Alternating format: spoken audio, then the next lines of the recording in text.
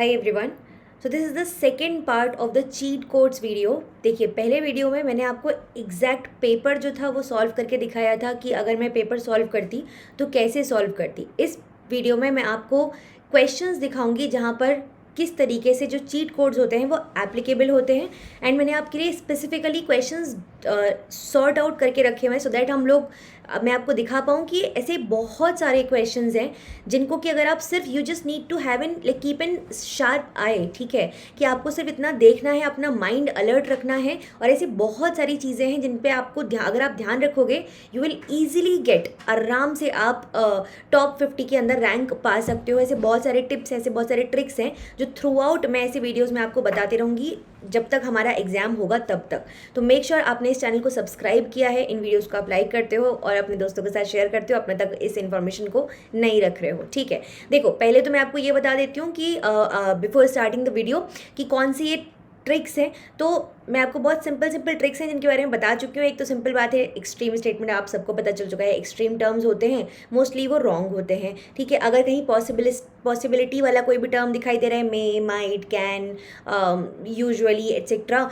तो हो सकता है कि वो शायद सही हो, ठीक है।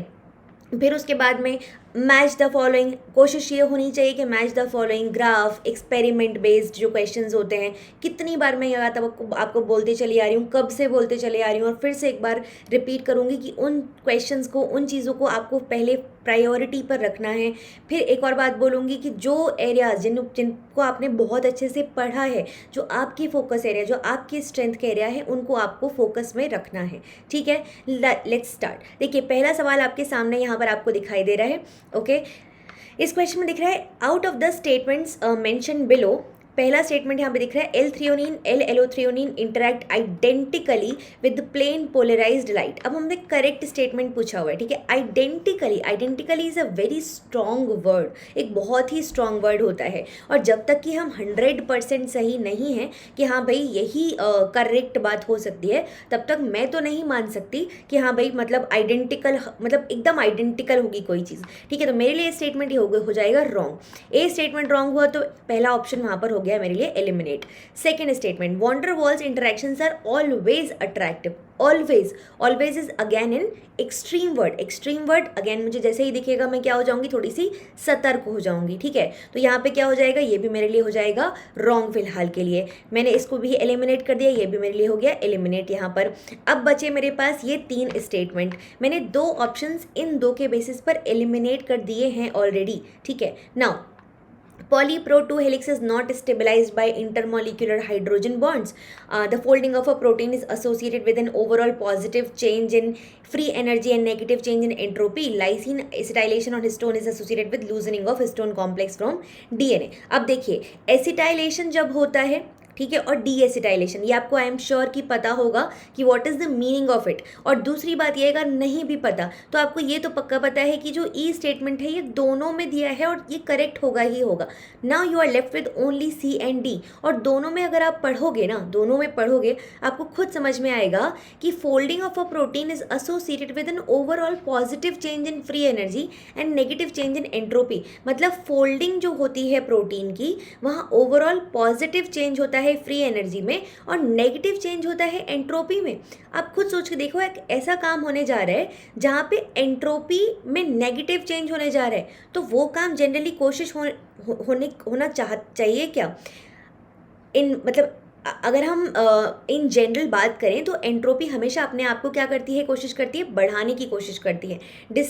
एंट्रोपी का मतलब हमेशा यही है ना कि रैंडमनेस बढ़े, एंट्रोपी हमेशा बढ़ने की कोशिश करती है, कम होने की कोशिश नहीं करती। तो सिंपल है, सिर्फ उस लॉजिक से भी अगर आप जाते ना तो आप इस आंसर तक बहुत आराम से पहुंच जाते। So what I am trying to tell you here is कि आप 2 ऑप्शंस को आप बहुत आराम से एलिमिनेट कर पाए सिर्फ चीट कोड्स की मदद से। उसके बाद थोड़ा सा लॉजिक लगाया आपने, स्मार्ट वर्क थोड़ा सा किया, and you are here with the correct answer, ठीक है। नेक्स्ट क्वेश्चन की तरफ चलते हैं। अब देखो, यहाँ पे आपको कुछ भी नहीं पता, मैं बोलती हूँ nothing, you do not know anything, you just know कि भाई मैनो 6 फॉस्फेट। मैंने कम से कम चिल्ला के आपको चिल्ला के मैं इसलिए बोल रही हूँ क्योंकि मैंने आपको अपनी ही क्लासेस में कम से कम मिनिमम 10 टाइम्स पूछा होगा कि मेनो 6 फॉस्फेट रिसेप्टर किससे एसोसिएटेड है, तो भैया लाइसोसोम से एसोसिएटेड है। अगर देख लीजिए आप 1 and 4 का एसोसिएशन कितने ऑप्शंस में है, सिर्फ 2 ऑप्शन में दिया हुआ है, तो 2 ऑप्शन आपके इसी से एलिमिनेट हो गए। 50% पे तो आप यहीं से पहुंच जा रहे हो, ठीक है। अब फिर बचता है उसके बाद में कि कॉप2 vesicles, cis Golgi, trans Golgi, endophytic vesicles ना। उसके बाद में आप देख सकते हैं कि किसके एसोसिएशन जो है वो किसके साथ में होगी। तो थोड़ा सा अब इसके बाद में आपको क्या करना है, स्मार्ट वर्क करना है कि चलिए ठीक है कौन सी चीज़ किसके साथ एसोसिएटेड होती है। नाउ यू विल सी कि क्या यहाँ पर बनेगी बात, ठीक है।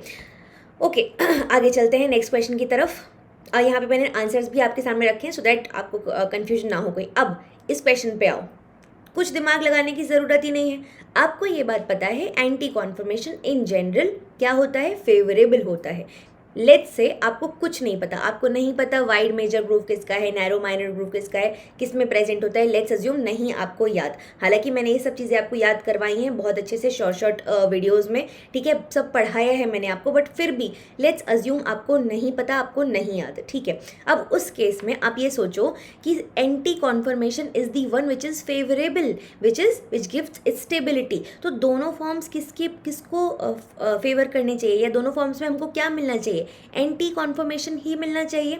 तो ए और बी दोनों के साथ 2 मैच करना चाहिए, बाकी 4 के बारे में हम बात नहीं कर रहे, पर दोनों 2 के साथ में तो मैच करना चाहिए।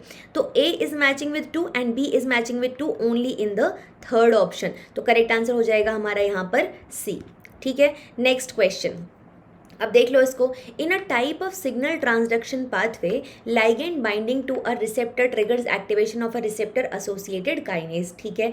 This kinase may be an intrinsic part of the receptor protein or tightly bound to the receptor in which the tyrosine kinase is an intrinsic part of its polypeptide chain are called the receptor tyrosine kinase. Which of the following statements regarding RTK is incorrect, ठीक है। अब देखो सबसे पहले तो जैसे ही आपको all दिखता है ना, थोड़ा सा आपको क्या हो जाना है, वापस से सावधान हो जाना है, सतर्क हो जाना है कि all is an extreme word. Extreme word मतलब सुनने में लग रहा है, क्योंकि ऑल सब कुछ में एक कुछ होना इस थोड़ा सा एक्सट्रीम चीज़ है ना, समझ रहे हो ना, सब कोई एक जैसा होना थोड़ा एक्सट्रीम बात है। लेकिन अब उस एक्सट्रीम में भी क्योंकि 2 स्टेटमेंट दिए हैं और 2 तो आंसर हो नहीं सकते, उनमें से कोई एक ही करेक्ट आंसर होगा। दैट मीन्स कि अब आपको उनमें से ऑड वन आउट पे पहुंचना है। तो डेफिनेटली 2 और 4 तो नहीं होने वाले यहाँ पर करेक्ट आंसर, इन दोनों में से ही कोई आपका एक आंसर निकल के आने वाला है। अगेन 50-50 पे मैंने आपको ट्रिक से पहुंचा दिया है। अब देख लो, all RTKs have 3 essential components. ये आपसे क्वेश्चन अगर आप देखोगे वापस से पूछा गया है, रिपीटेड सेम स्टेटमेंट वापस से कि क्या ऐसा होता है, हाँ ऐसा होता है। और एग्जैक्टली सेम मैनर में पूछा गया था कि इसी तरीके से ऑल एक्सट्रीम स्टेटमेंट दिया गया था आपको वापस से फंसाने के लिए, ठीक है। PYQs की यही ब्यूटी होती है कि अगर आपने उनको किया है अच्छे से तो आपको वो उनको करने का तरीका आने लगता है। It is not that difficult in exam. मैं वापस से ये चीज़ रिपीट करी हूँ, ये इतना डिफ़िकल्ट एग्ज़ाम नहीं है जितना बना दिया जाता है, just because you are not associated with the people who are able to guide you in a right way, ठीक है, जो आपको सही तरीके से गाइड कर पाए, आप उनसे एसोसिएटेड नहीं होते हो शायद, ठीक है, या आपको सही तरीके से गाइड नहीं कर पाते लोग, है ना। तो सिर्फ आपको सिर्फ राइट गाइडेंस की ज़रूरत है, nothing else in life, okay. देखिए क्या बोल रहे हैं, ऑल RTKs इनके पास 3 एसेंशियल कॉम्पोनेंट्स होते हैं। एक्स्ट्रा सेलुलर डोमेन होता है, ligand binding site, transmembrane domain होता है और साइटोप्लाज्मिक सेगमेंट। हाँ सब में हमने यही तो पढ़ा है। और थर्ड ये सेगमेंट पढ़ो, all cytokine receptor belong to RTK। क्या हमने ये पढ़ा है कि सारे, हमने ये पढ़ा है कि साइटोकाइन रिसेप्टर बिलोंग करते हैं इस कैटेगरी, पर क्या सारे करते हैं? क्या कोई भी एक ऐसा नहीं होगा जो किसी और को करता होगा? क्या पता कभी निकल आए तो, ठीक है। तो वो सोच के आपको यहाँ पर मार्क करना होगा and this is the incorrect statement and the correct answer, ठीक है। चलो नेक्स्ट क्वेश्चन। अब यहाँ देखो यहाँ पे मैं बोलती हूँ तुम्हें नहीं पता DNA RNA दोनों में से कौन सा जीनोम इसके पास है, ठीक है, no idea you have, but hepatitis, hepa word is associated with hepa, ठीक है, इतना कर सकते हो। A को Z से मैच करा सकते हो। A को Z से मैच कराने में कितने ऑप्शंस बन रहे हैं? सिर्फ एक ऑप्शन बन रहा है, सिर्फ एक, ठीक है, बन गया करेक्ट आंसर, आ गया correct answer. Next question, transgenic tobacco. अब देखो इस क्वेश्चन में आपको बोल रहे हैं कि ट्रांसजेनिक टोबैको प्लांट है, ओवर एक्सप्रेस कर रहा है आइसोपेंटेनाइल ट्रांसफेरेज को। अब आपको आइसोपेंटेनाइल ट्रांसफेरेज मैं उम्मीद कर रही हूँ कि आपको पता होगा इन जनरल, तो क्योंकि मैंने आपको बताया है कि फाइटो हार्मोन एक इम्पॉर्टेंट टॉपिक है अगर आप प्लांट फिजियोलॉजी चूज़ कर रहे हैं तो। अगर नहीं करें तो चलिए फिर तो कोई बात ही नहीं है, बट अगर चूज़ करें तो प्लांट पता होगा आपको phyto hormone. Isopentenyl is associated with cytokinin, ठीक है। Now under the control of promoter region of senescence associated receptor kinase were exposed to drought for 15 days followed by rewatering for 7 days. The following hypotheses were proposed regarding changes in the transgenic plants at the end of 7 days of rewatering. The plants would be wilted and fail to survive. The plants would be healthy and survive. The plants would show higher production of cytokinin compared to wild type. Plants would show higher production of abscisic acid compared to wild type plant. अब हमने IPT के बारे में बात की in general, तो हम abscisic acid के बारे में इन जनरल क्यों बात करेंगे? दैट मीन्स कि डी वाले स्टेटमेंट तो मैं राइट अवे गलत कर सकती हूँ, मतलब कैंसिल आउट कर सकती हूँ। अब बच्चा मेरे पास, देखो सी तो पक्का सही है, ठीक है, तो ये दोनों में से कोई होगा। अब ए या बी में से मुझे ढूंढना है कि या तो वो विल्ट कर जाएंगे, मतलब मुरझा जाएंगे और सर्वाइव नहीं कर पाएंगे, या तो वो हेल्दी रहेंगे और सर्वाइव करेंगे। थोड़ा सा अब मुझे इसमें ढूंढना पड़ेगा कि हमने उसको control, under the control of promoter region of this were exposed to drought for 15 days followed by rewatering for 7 days, ठीक है, followed by rewatering for 7 days. The following hypothesis were proposed, okay. Now अब सोच के देखिए यहाँ पे इस case में कि हम उसको री वाटर भी कर रहे हैं, पहली बात। दूसरी बात, हम यहाँ पे थोड़ा सा उसको क्या कर रहे हैं, आइसो मतलब साइटोकाइनिन के उसमें भी रख रहे हैं, कंट्रोल, साइटोकाइनिन को ओवर एक्सप्रेशन भी कर रहे हैं। और साइटोकाइनिन, अगर आपको थोड़ा भी पता होगा, साइटोकाइनिन प्रमोट्स, क्या करता है प्रमोट, वो सेनीसेंस को डिले करवाता है, मतलब कि साइटोकाइनिन किसी भी प्लांट को यंग रखने में, उसको उसकी न्यूट्रिशन वैल्यू को अच्छा रखने में मदद करता है, ठीक है। इतना अगर पता होगा तो बात बन जाएगी यहाँ पर।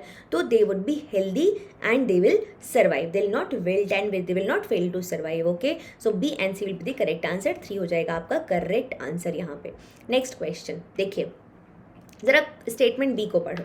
All terpenes produced in herbs and spices are sticky oily liquids which reduces the palatability of these plants. All terpenes जो प्रोड्यूस होते हैं वो सब के सब sticky oily liquids, सारे के सारे क्या, अगेन ऑल वर्ड, ध्यान दो मेरी बातों पे, ठीक है। तो बी स्टेटमेंट को ज़रा हटा दो, बी को हटाया, 2 ऑप्शंस एलिमिनेट हो गए, 50-50 पे तुम पहुंच गए हो। अब बचा या तो सी सही या तो ए डी सही। सी को पढ़ लो। Cyanogenic glycosides are produced and stored in a toxic form in plant and are therefore more effective in defence against invading pathogens in herbivores. अच्छा, सुनने में थोड़ा नेगेटिव से स्टेटमेंट लग रहा है, बट चलो ठीक है, मैं मानती हूँ कि नहीं लगेगा तुम्हें, वहाँ पे शायद ना लगे, ठीक है। लेकिन पढ़ो ज़रा ए स्टेटमेंट को। Glucosinolates are synthesized by elongation of the length of the side chain of their precursor amino acid. कोई गलती नहीं दिखाई दे रही मुझे इस स्टेटमेंट में। डी पढ़ो। द डिफेंस मॉलिक्यूल एल्केलॉइड्स या फिर इनके precursors are gathered from plant and are used by some insects for their own protection against predator. ध्यान से सुनना मेरी बात, ये जो सम वर्ड है ना, some, it is a very interesting word, ठीक है, इंटरेस्टिंग वर्ड है ये। क्यों इंटरेस्टिंग वर्ड है? क्योंकि सम, कुछ लोग ये खाना खाते हैं, कुछ लोग वो काम करते हैं, कुछ लोग वो गाना गाते हैं, कुछ लोग उस किताब से पढ़ते हैं, कुछ लोग नींद में बात करते हैं, कर ही सकते हैं ना। तो कुछ लोग कुछ चीज़ें करते हैं, हाँ कर सकते होंगे शायद। It is a very possibility वाला टर्म, समझ रहे हो? तो उसको गलत करना इज़ काफ़ी मुश्किल। तो जब कभी तुम्हें ऐसा दिखे ना, ऐसी चीज़ें, वो जनरली सही होंगी। बट अगेन मैं फिर से बोलूँगी कि दिमाग खोल के, ऐसा नहीं है कि दिखा सम वर्ड, मैम ने बोला था सम वर्ड दिखे तो तुरंत उसको सही मार्क कर देना, नहीं भाई, मैं ऐसा नहीं बोल रही हूँ। मैं बोल रही हूँ सम वर्ड दिखे तो उस पहले स्टेटमेंट को पढ़ना कि वो सम वर्ड किस कॉन्टेक्स्ट में यूज़ किया गया है, ठीक है, और फिर उस कॉन्टेक्स्ट में उस शब्द को आपको इस्तेमाल करके, जैसे यहाँ पे लिखा हुआ है कि सम स्टेटमेंट, क्या चारों स्टेटमेंट सही हैं? नहीं, मैंने यहीं आपको आपके बात का जो मेरा पॉइंट है वो समझा दिया कि चारों स्टेटमेंट सही नहीं है, है ना। सम लिखे लेकिन चारों सही नहीं है। So what I want to say is here कि आपको this is the term which you need to focus upon, but ऐसा नहीं है कि सारा फोकस सिर्फ सम पे दे दिया और बाकी कुछ नहीं पढ़ा इधर उधर का, ठीक है। तो बस इसको अगर आप ध्यान देंगे तो A and D is the correct answer. चलिए नेक्स्ट क्वेश्चन। ओके, अब इस क्वेश्चन को देख लो थोड़ा। अच्छा, यहाँ पे ना वापस से एक बार ऑल शब्द पे थोड़ा ध्यान दो, ठीक है। All gametes produce from these this meiosis are non viable as they have deletions and duplications, ठीक है। In one of the cross configurations called alternate segregations, all gametes having normal or translocated chromosomes survive. अब दो जगह वापस से all दिया हुआ है, ठीक है, दो जगह वापस से ऑल दिया हुआ है। दोनों में से कोई एक वाला हम उम्मीद कर रहे हैं कि गलत होना चाहिए, ठीक है। तो हम, और क्योंकि ये वाला अब क्या बोल रहा है कि नॉन वायबल होंगे, एक नेगेटिव स्टेटमेंट दे रहा है। हालांकि डेफिनेटली आप क्वेश्चन को पढ़ेंगे, समझेंगे, कॉन्सेप्ट को समझेंगे, साइंस का क्वेश्चन है, जनरलिस्टिक क्वेश्चन नहीं है, ठीक है। लेकिन फिर भी मैं बोल रही हूँ कि क्योंकि आपको दो स्टेटमेंट दिया तो आप सी को एलिमिनेट यहाँ पर कर सकते हो, और सी को अगर आप एलिमिनेट करेंगे so you are left with two statements, और टू स्टेटमेंट में अगर आप देखोगे तो सी और डी में से देखना था, तो डी के साथ आपको आपका आंसर सीधे के सीधे मिल गया, ठीक है। अब आप बोलोगे मैम ये तो जादू हो रहा है, नहीं, ये सिर्फ आपको दिमाग लगाना है, जस्ट दैट, ठीक है। चलो नेक्स्ट क्वेश्चन पे चलते हैं।